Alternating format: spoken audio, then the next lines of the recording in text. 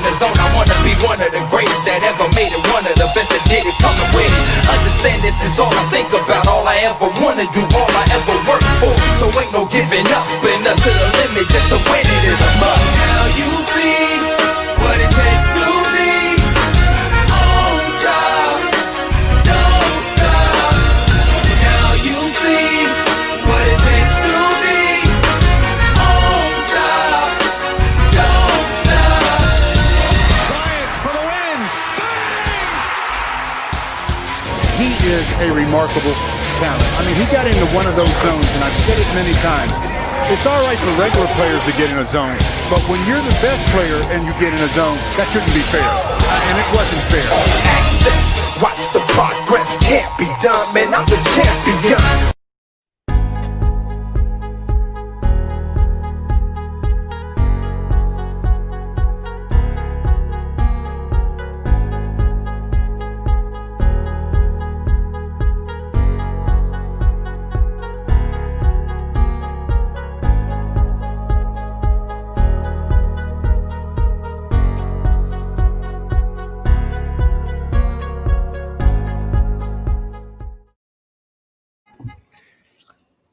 Welcome to Worldwide Laker Talk, representatives of Worldwide Laker Gang for Life.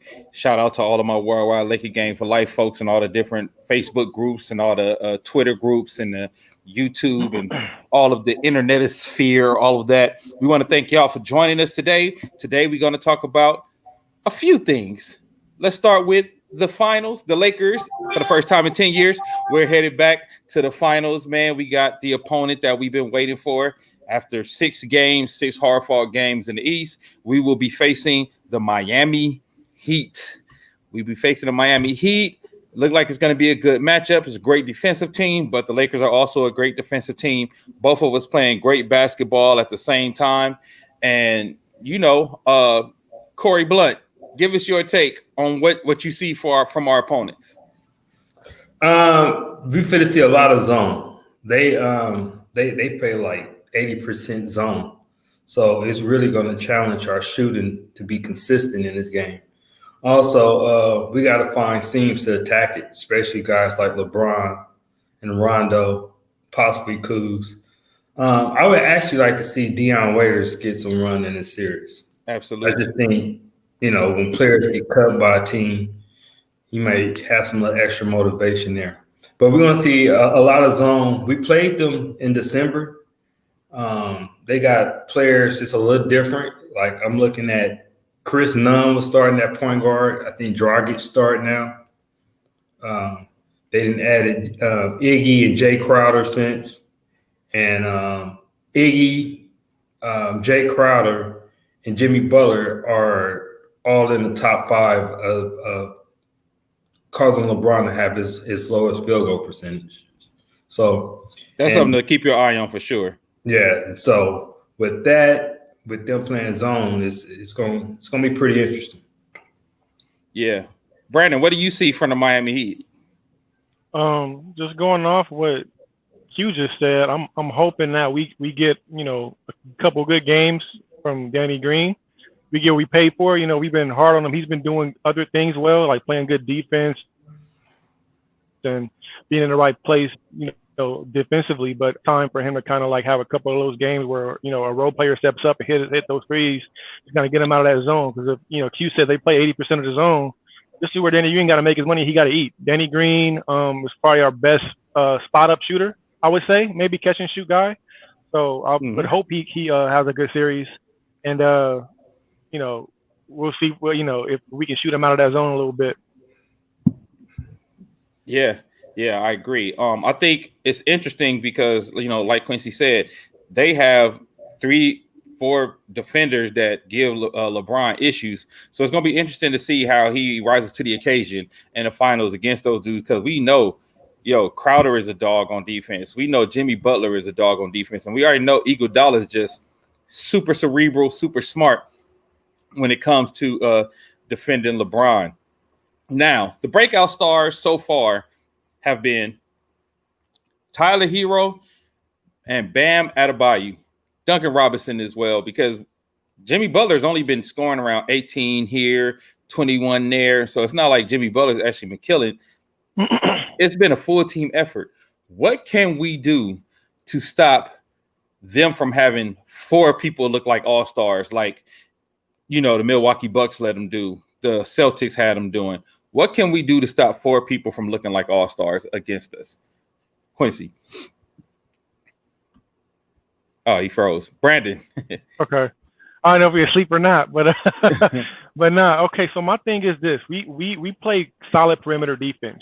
We need to continue to do that because we saw that in the Houston series. I think they have like 4 or 5 good shooters as well, aside from Harden and Westbrook. Well, not really Westbrook, but Westbrook. Harden's one of those shooters. We closed out on him. We closed out on Eric Gordon. Covington, we didn't let them be the stars of too many games. So we can continue that type of defense against Miami Heat and their shooters and Duncan Robinson and Tyler Hero. I think they both shoot over like 50% for the playoffs, which is crazy. I don't see them doing that for this, this series because the Lakers defense is a lot better than what they've seen perimeter wise. So that's my thing. Just stay consistent with your rotations, stay consistent with closing out on shooters, and grab the rebound. Long shot, long rebound. You cannot give them 2 or 3 shots because if you give up the offensive board to a 3-point shooting team, they tend to get more open looks at a 3-point shot the second time, and that's hard to cover twice. Well, let me ask you about this. They said that the Miami Heat went up against a pretty decent perimeter defense in the Boston Celtics, right? Because they had somebody who felt like he should have been one of the Defensive Player of the Year candidates in Marcus Smart, Jaylen Brown, and Tatum. What do you think happened though? What do you think was the issue with those teams, and how can we not fall prey to the same thing?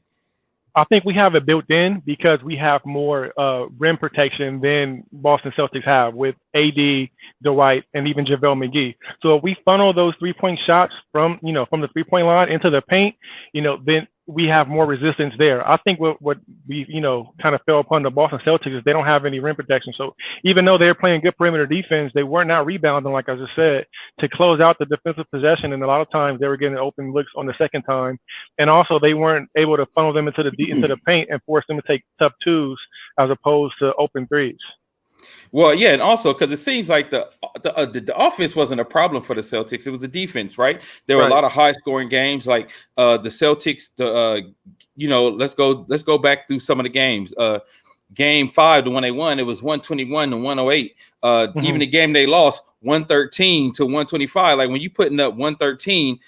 That should be a winnable game, right? Right. When you put up 113 points, 112 to 109, 117 to 107 when they won. You had the Heat with 106 to 101, 117 to 114.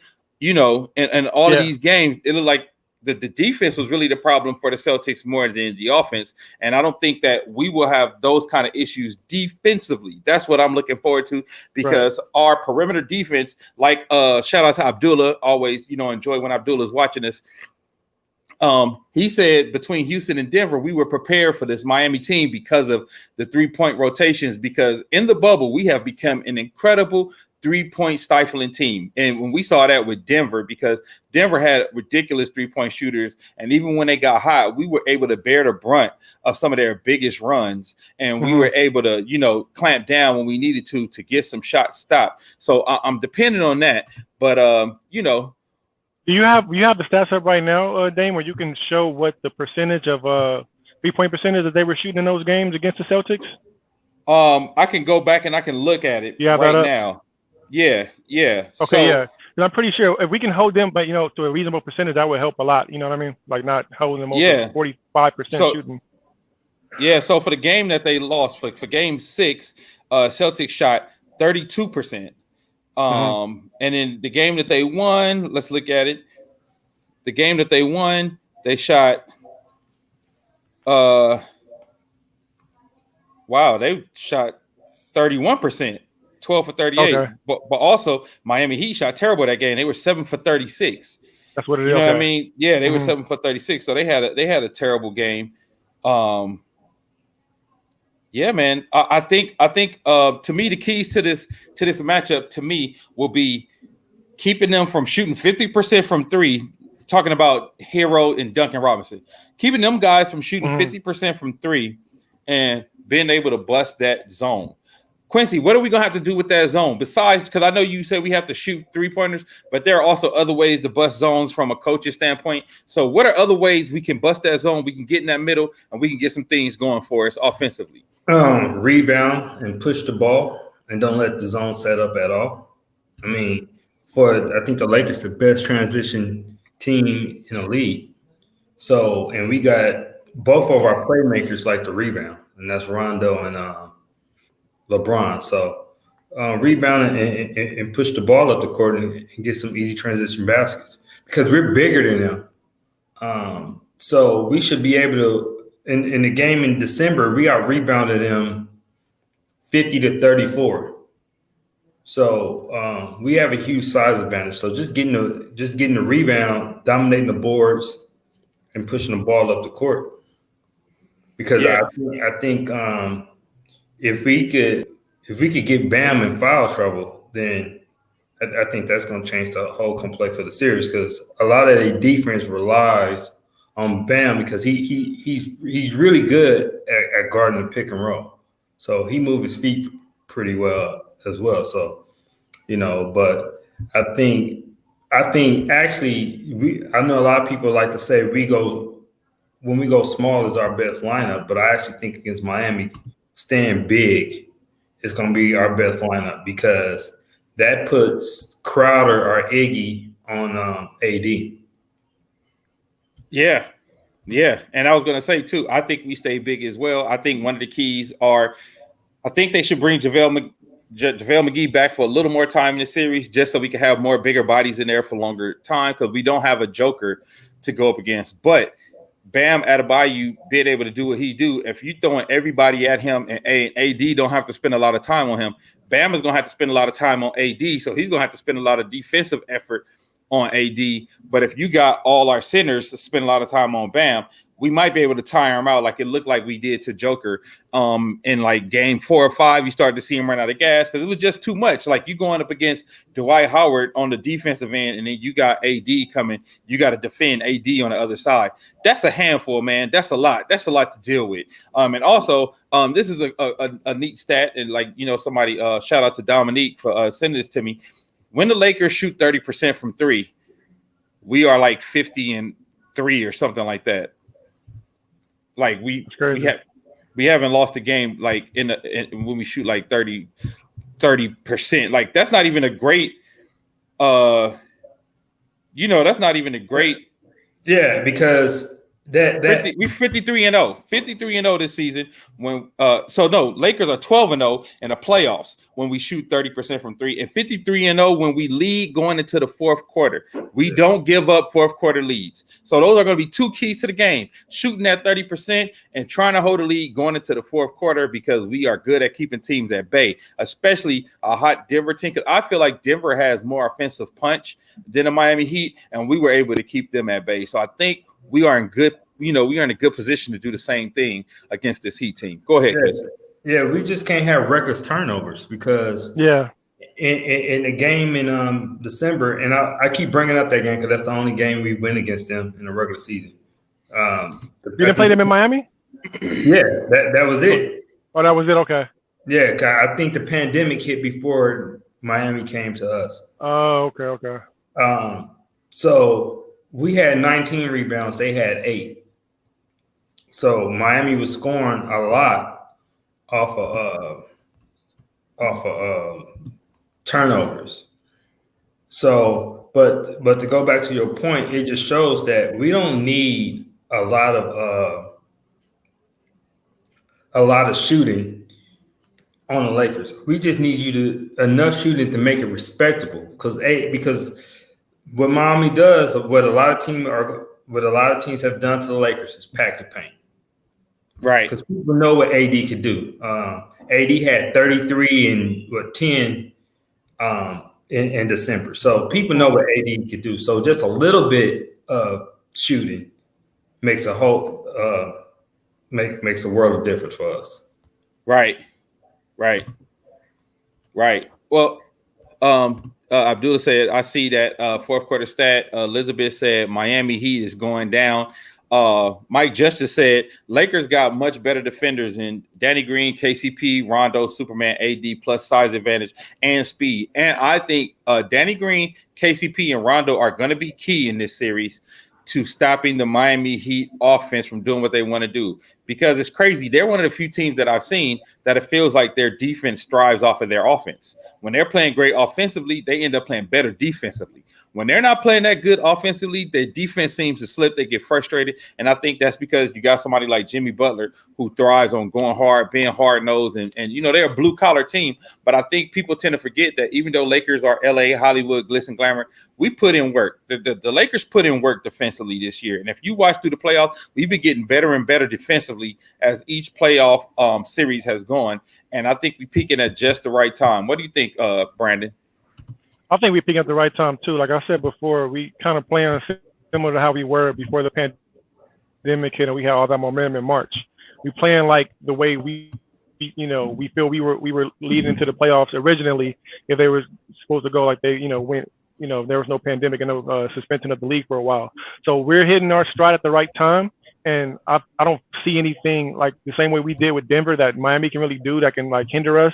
It's more of ourselves getting out of it, like how Q just said, reckless turnovers that lead to easy buckets for the other team, and not hitting our shots, not hitting our free throws. There's really things that the Lakers can just do on their own, but nothing really Miami can do to stop us in their own right. My question for you, Damon Q, Perk said that this Miami team reminded him of the 2004 Pistons. And we all know that team because our Lakers went against that team in 2004, and we weren't able to beat them. Do you guys see any similarities to that Detroit Pistons team in 2004 with this Miami Heat team? I think that's a bit of a reach, only because that Pistons team was historically one of the greatest defensive teams in the history of the game. As good as Miami has been, I don't think they're that. That Detroit Pistons team, he's probably saying that because there's no major superstar and they got to the finals and they got through a bunch of people you didn't think they were supposed to get through. I think that's probably why he's saying that. But if you look at the team and the team build, yes, they are hard-nosed, grinded out defensive team, but also people are putting up 100, 113, 108 on them. That Detroit Pistons team, remember, for a long time, people average around 75, 80 games and 80 a game, and they mucked up a lot of the games defensively with that hand speed that they had, with deflections and just the hard-nosed defense, being able to play Shaq one-on-one with Ben Wallace, being able to play Kobe straight up with Tayshaun Prince, which made it difficult for anybody else to get shots. I don't think this is that same vibe, but I think there are parallels only because like people probably didn't think this team would make it to the finals, and they're a good defensive team. But the parallels to me, they stop right there. What you think, Quincy? He's not the only person I've heard say that. I've heard a couple. Like the makeup is kind of the same because you have a whole bunch of hard-nosed defensive players, and then you got some decent offensive players. But I think that's where the difference is, because I don't think people actually give Detroit enough credit offensively. Keep your eyes on the camera. Chauncey Billups was good offensively. Rip Hamilton was good offensively. Rasheed Wallace was good offensively. To me, that Detroit team was a better offensive team than this Miami team, where they could get buckets, and it was pretty balanced. I think you're going to see the similarities as far as how they try to play it. As far as what a lot of people don't really realize is that although Tayshaun Prince was on Kobe, that it was a zone behind Tayshaun Prince, and they wasn't guarding Slava Medvedenko or Luke Walton. Like Rasheed Wallace was pretty much playing free safety back there. So that's why Tayshaun was able to get up on Kobe so close, and then they decided to trap Kobe. And I mean, but to me, the biggest difference is, one, the Lakers don't have the injuries that Laker team had. Karl Malone was hurt, Horace Grant was hurt, and then the chemistry on that Laker team, that was it. That was pretty much a done deal. Whereas with this team, the chemistry is like top notch with these guys. So I think all those things gonna plays a part. Plus, also AD not like Shaq, whereas Shaq, I mean, pretty much Larry Brown said, look, Shaq is only dominant for 3 quarters because they go to Kobe in the 4th. So all we just need to do is survive 3 quarters. And then that's why when people make that criticism of Kobe, that, if Kobe could have kept feeding the ball to Shaq, the Lakers would have won that series. No, we wouldn't, because Kobe was our closer in the 4th quarter for a reason, and that's because of Shaq free throws. If you look at that game when Shaq was dominating Ben Wallace, we was tied at 80, and then when we went into the 4th quarter, Shaq wasn't making free throws. And you remember, missed free throws was like turnovers in that game. Mm-hmm. And so that's what forced Kobe to try to score more, but they was trapping his ass and leaving Luke Walton and Slava open on purpose. So I think with this team, you can't really do that because AD is our best free throw shooter. Like we can actually go into AD in the 4th quarter. I think the challenge is going to be for LeBron because they got bodies. You know, like one of the reasons why we thought the Clippers would give the Lakers problems because the Clippers have enough bodies to throw at LeBron. You're not going to stop them, but if you have enough bodies, you could throw Kawhi, PG, Marcus Morris, and you know they got Iggy, Crowder. Like so, they're going to make now. The challenge for them is, you know, we could also throw bodies at Jimmy Butler. We could throw Danny Green, Caruso 6'6". KCP, and even LeBron at times on Jimmy Butler. So we have enough bodies that we could throw right back at him. So I see the comparison because I know a lot of the Laker fans are like paranoid because of 2004, and I get it. But I see the comparison, but I think the biggest thing is the chemistry of this team is completely better than that 04 team. Half the locker room wasn't even talking to each other in 04. We sounded like this. We was like this year Clippers. Right. So I want to go to Jeff Susi. I hope I'm saying that right. Shout out to Jeff for watching Worldwide Laker Game for Life. Playoff Rondo will be an advantage again this series and Dwight. I can see DG shoot better when he's going to be matching up with Tyler Hero. What's your thoughts? And then we have Abdullah said somebody needs to check that Ricky Harrell. And hopefully Bron can stop Butler in the 4th when they lean on him. I don't think Bron is the one that we put on Butler in the 4th, unless it's one of them situations where he starts to go off like Jamal Murray and you just have to take him. But honestly, I have enough faith in Danny Green and KCP and the rest of our perimeter defenders that we might not need to do that. Like in the matchup, I want everybody to keep their eye on too is Caruso and Dragic. Because I think if I saw stats somewhere that said if you keep Dragic under 20 points, the Heat don't win. So we're gonna have to keep an eye on that because you can't let Dragic get hot. So if Goran is gonna be, you know, pestered by Rondo and Caruso, he's gonna have problems. Because again, I don't think Kemba Walker was a great defender. And who did they face before that? Who was the defender? Well, Bledsoe. He's a pretty decent defender. Yeah. Well, I think the matchup is going to be you're probably going to see KCP on Hero because KCP normally guards the person that come off the most screens. Because Danny Green doesn't really like run that well. Right. So KCP normally guards the guy that come off screens. And like you said, Caruso on Dragic is going to be key. And then you'll probably see Danny Green on Jimmy Butler because Danny Green normally do better with physical offensive players like Kawhi and the Jimmy guys who would try to post you up and be physical with you. That tend to be the guys Danny Green tend to be on. Yeah, but the fast ones that he have problems with. Those fast shifty ones. Screens. That's why you'll see they'll put Kuzma on somebody fast before they put Danny Green. Yeah, that's kind of what we had now with Danny Green. So the matches would be interesting. I mean Rondo, his basketball IQ in itself kind of gives you an advantage. Because I think what Rondo. I mean, Rondo's going to find open people, and that's where they always go back down to what we originally said. Folks going to have to hit their shots. But even Rondo, because Rondo's shooting 44% from three. So Crazy. He's going to be somebody that they definitely going to leave open. So, and I can see Spoelstra pretty much saying, hey, can Rondo continue to shoot threes like he's been shooting? Yeah. And they said KCP's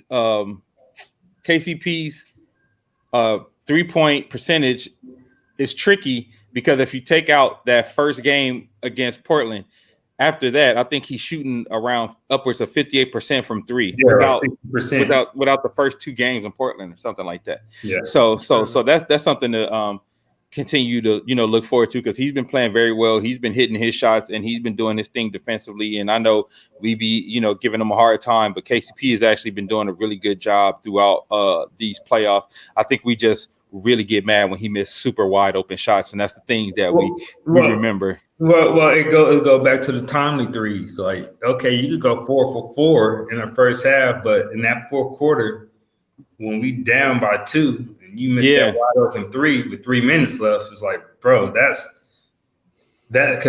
what we used to, like we said before, from the Robert Ory's and Derek Fishers. Like, right. We don't remember their first, second quarter threes. We only remember their fourth quarter threes. So what stat line do you think we need to kick Bam Adebayo at for us to be cool and to have a shot at winning this game and keeping ourselves out of trouble? What's a stat line, B? What's a stat line you think like if he have this, we should be okay? We got to keep Bam. We got to keep Bam from getting. I don't have a specific stat line because I haven't watched too many games. But what I have seen from Bam is we got to keep him from making those big plays, both defensively and offensively. So not so much the stat line, but just keep it from making those at the rim blocks where he blocking somebody's dunk attempt or somebody's layup attempt and they going out, because that energizes the team, right? And offensively, when he gets those backdoor lobs or he's getting those rebound and ones, it just gives the energy. You know what I mean? So those are what I'm looking for from Bam. Keep him off the boards, no rebound and ones on offensively, and attack him and either get a foul or dunk on him, but don't let him win at the rim and get his team motivated and energized. What about you, Quincy? What you think? What do you think is the stat line we need to see to keep Bam at bay? We just like the game that we won, he was 12 points, 12 rebounds. That's where we kind of have to have him. I'm looking at in Boston game one, he had 18 points, 6 rebounds, 9 assists. Game 2, 21 points, 10 rebounds. That can't happen. Yeah. Mm-hmm. 27, game 3, 27 points, 16 rebounds. That can't happen. Where I'm at. Game 4, 20 points, 12 rebounds. That can't happen. Here is the game 5, 13 points, 8 rebounds, 8 assists. And then game 6, he had 32 points, 14 rebounds. That definitely can't happen. Well, see, I think who's the center for what's that? I forgot. Theus? Yeah. Daniel Theus? Yeah, and see, I think like I said, in the game that we beat them, we got rebounded them 50 to 34. We actually had 14 offensive rebounds to their 5. So we kept Bam was pretty much busy throughout the night. So I think that's where we have to keep him and then have Dwight, because Dwight tend to get fouls on people. Yeah, and those fouls that I'm sure Miami want to save for AD. So if Dwight could pick up 2 or 3 fouls on them, that really helps AD when they actually try to put Bam on AD. But I also think you're going to see Iggy on AD in the fourth quarter as well. Okay, so how much of an advantage? You could probably break this down. Yeah, go. Real quick, Dame.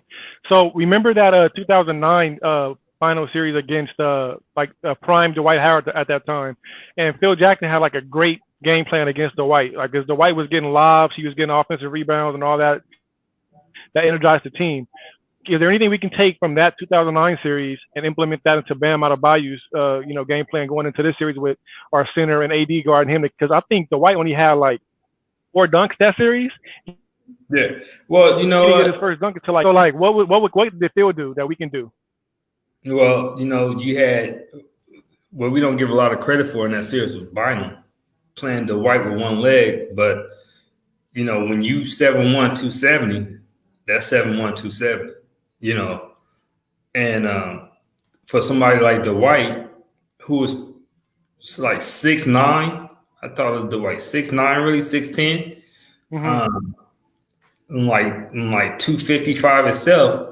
He had issues because Bynum was a big body, and the Laker had trees, and so that's kind of, I'm glad that's a good comparison because that's kind of the similarities in the matchup. You remember we was coming with 2 7-footers. Then you had Lamar 6'10" at times. So for somebody like Dwight, who's really an undersized big man, you have to try to score over some 7-footers.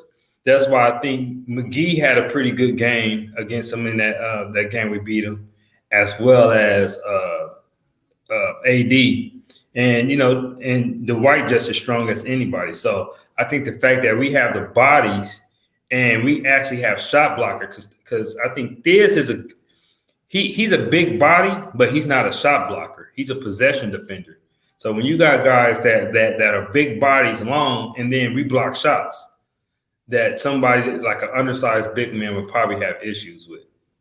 So I think that's what happened with Dwight, because whether it was sometime, because even Powell did pretty good on him, and off field just told him, hey, just be 7'1". So when you got size like that, and you got an undersized big man, you just want to stay between him and the basket and make him shoot over you. All right. Can't hear you, Dane. I said, so looking forward to this series, how much of an advantage do you think it is that Spoelstra and Pat Riley know LeBron the way they do? And do you think that will be a big disadvantage to us in this series? That's for me. Either both of you. I want both of you to answer that. Q.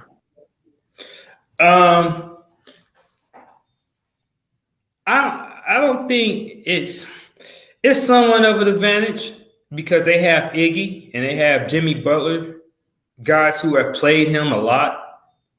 Iggy have seen LeBron in like 40 finals in a row. And then Jimmy Butler has played him a lot because from him being in the Eastern Conference, I think they played each other like 50 times, something like that, they said. So I think that's an advantage. I think the difference where they never seen is when LeBron actually have a 6'11" big man like AD. Because playing LeBron with Kevin Love is not playing LeBron with AD. And that changes a lot of aspects. But I also think, LeBron knows Spoelstra. We got to look at it from that perspective. And, he don't forget a damn thing. That dude memory is like insane where he could break down plays and like remember every aspect of that play like nobody I've ever seen. So, he knows them as well. And then, Spo and Vogel, I think they didn't coach against each other. I think there's like 50-something times as well. So you have some, both teams got people who kind of familiar, but I think it's a little different because this is a different LeBron. This is a LeBron that actually leads the league in assists versus a LeBron that, that's looking to go 38, 12, and 12. So I think it's a different aspect. So, but I think you're gonna see them probably go up on the screens, dare LeBron to shoot. I think he's gonna have to shoot too. Where they're gonna try to test his shooting as well. Okay, yeah, that makes sense. For me, it goes back to what like one of the first points that Quincy made earlier about getting Waiter some minutes because he got cut by the Miami Heat. I still think LeBron is like he's like if you just said doesn't forget anything. So I think he had a little bit of bad blood with Pat Riley when he left, and that I think that does fuel him going into this series as well. Like you said, he knows Spo, he knows the man. He's seen enough film. LeBron knows what to do against that team. Just as much they know to do against him. And having that little bit of motivation, like we need from LeBron to have, but his beef with Pat Riley, will fuel him enough to be able to get through the series, no matter what they, however they adjust to him. Absolutely, I agree with that. I think that it's going to be an advantage, but not the advantage that many people think it's going to be, because, like you said, Quincy, they haven't seen. Not only have they not seen LeBron with a 6'11" guy like AD, but also they haven't seen LeBron in the non-attack mode, like when you have Rondo handling the ball and LeBron going down to the post, which I think you're going to see because of the zone. You're going to see Rondo with the ball trying to get LeBron down in the post. Yeah. Sure. So, I'm looking forward to this matchup. Before we get to our predictions, we do this every single series so far. Who is your X factor for this series going in? Last series, the X factors were Caruso, Dwight Howard, and I think that was it, right? Caruso, and Dwight Howard, and Rajon Rondo. All three of them end up being X factors throughout the series, or at least at one point in the series, or a few points in the series. So let's see if we can make some good predictions again. I think most of us predicted Denver in 6, and some of us did Denver. I had Denver in 5. So before we make our predictions, who's your X factor, Quincy? I'm going to say Kyle Kuzma. I think he had a pretty good first 2 series. He didn't have a good Western Conference. I think the moment kind of caught up to him a little bit. I think he, would try to redeem himself this series. Kuz tend to be, self-motivated, pretty good competitor. So I think he's going to try to come out and really be a X factor in this game. I will say Rondo, but I don't think Rondo's an X factor no more. Right. We know we get. Do y'all realize that Rondo is giving us 9 point, averaging 7 points and 9 assists? Yeah, Rondo is the third most important player on this team. Right. Yeah. So I'm gonna say Kyle Kuzma. I look for Kuz to try to redeem himself and have a pretty good series. Plus, he's gonna get some open looks. So hopefully he didn't got that, whatever the hesitation he was going through, out of his system. I look for Kuz. Right. All right. So who's your X factor? B Red. Hey, before I get to mine, on Q's X factor, Kyle Kuzma's ex-girlfriend is with Tyler Hero. So that's some added motivation. That's some added motivation. Yeah. Hey, but it's funny. Hey, did you hear why they broke up? Nah, I didn't. So apparently, why they broke up. So apparently, when she want to come to Laker games, Kuz was like, "Okay, cool, you just got to pay your way to get in." But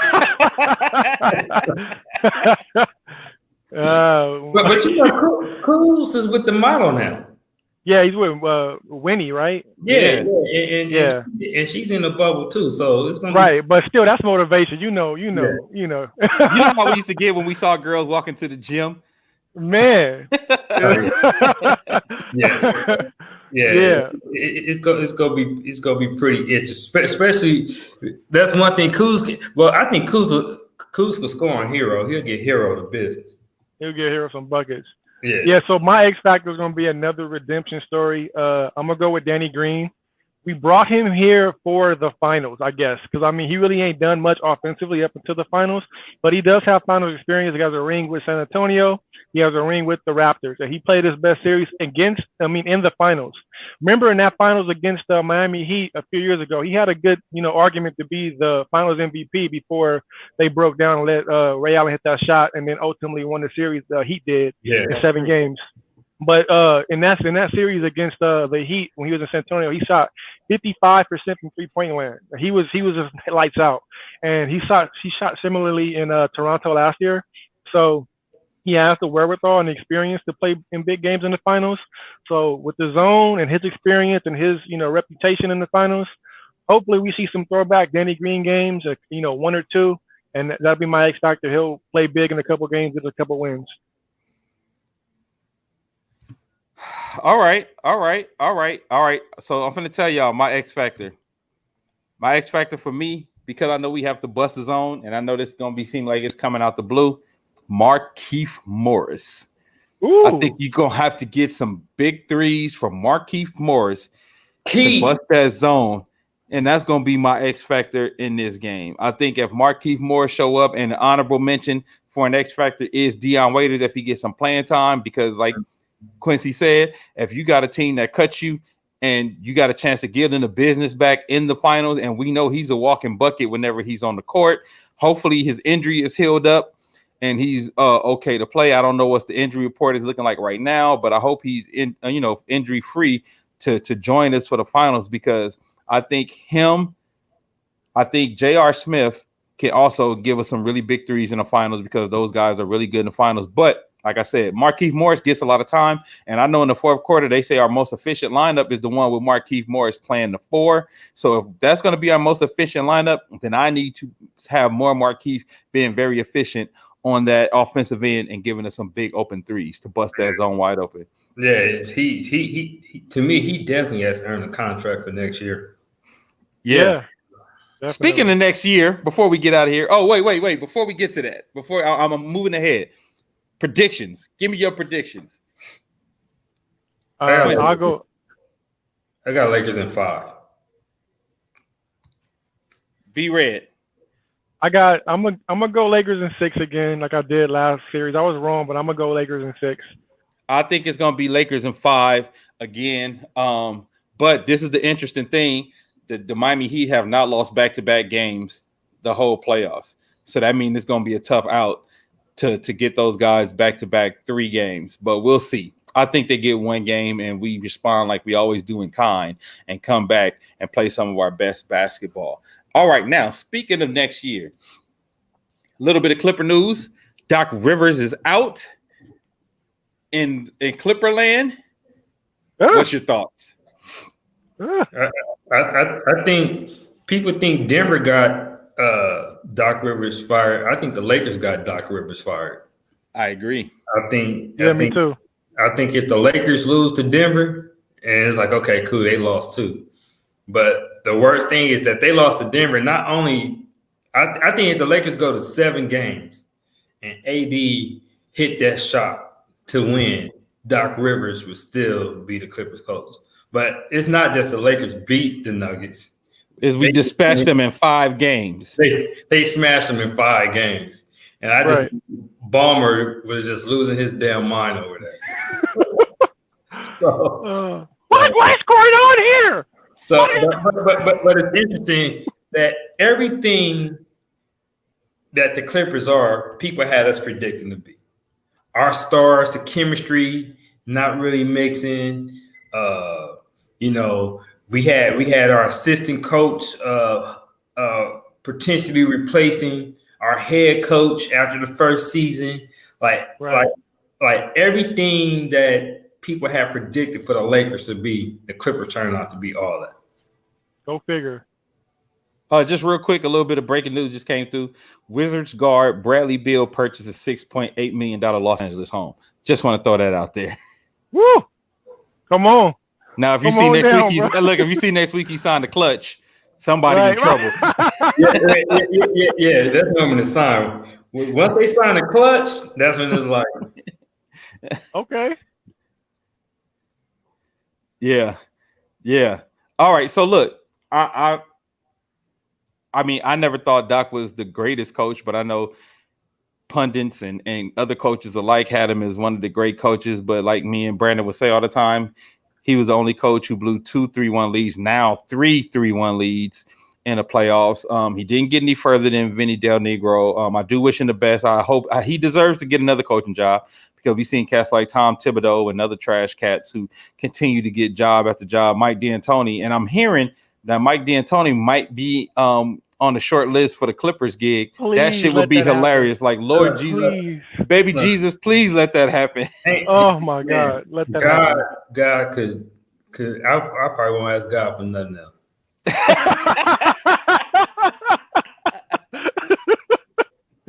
Oh man, let that And this happen. is They talking about trading Paul George, but I honestly think they're gonna go ahead with Ty Lue. I think Doc gonna end up in New Orleans or Philly. I would take Yeah, the New. that's If what I I was said. Doc, I would take the New Orleans gig just because there's a young Bulls. You could mold them into your own image. I feel like you got two divas in Philly, so that's not a great job to have, even though you got all that talent. Because you see that same team last year had Jimmy Butler, and they didn't like Jimmy Butler there because he was trying to make their ass work. Jimmy Butler could have had them in the finals just like he got the Heat in the finals. I also seen Doc thinking like I could get out the East a lot easier. I could get out the West. That's true. That's true. Golden State gonna be back next year, so yeah. Well, shit. The Nets gonna be back next year too. He may not. The Nets, the Bucks. yeah, he may not get out the East either. But you could still, even with the Nets, you would still be like a top 4, top 5 team. Yeah. Like, when Golden State come back, you battle for like a 10th seed. Yeah. And the cool part, you might win 50 games. Yeah. And still be the 10th seed. Yeah, that's true. It's gonna be interesting, man. Well, look, everybody, thank you for watching Worldwide Laker Talk, Worldwide Laker Gang for Life. If you are watching on YouTube, hit the subscribe button and share this. If you're watching on Facebook, share, let everybody know this is the Laker Show for Laker fans, by Laker fans, where we give you everything you need, in-depth breakdown and details about every game, post-game or pre-game. And we will see you guys after what? After game 1, we gonna come back to them. Yeah, we're gonna come back to you guys after game 1, which is tomorrow night. I'm hoping we can come out with some energy tomorrow and take game 1. And I mean, take game 1 with some authority. I don't even want a close game. I want us to take game 1 with some authority. So we'll see. Until next time, y'all, Worldwide Laker Talk, representing Worldwide Laker Gang for Life. We'll see y'all. Thank you for joining us. Out. Peace.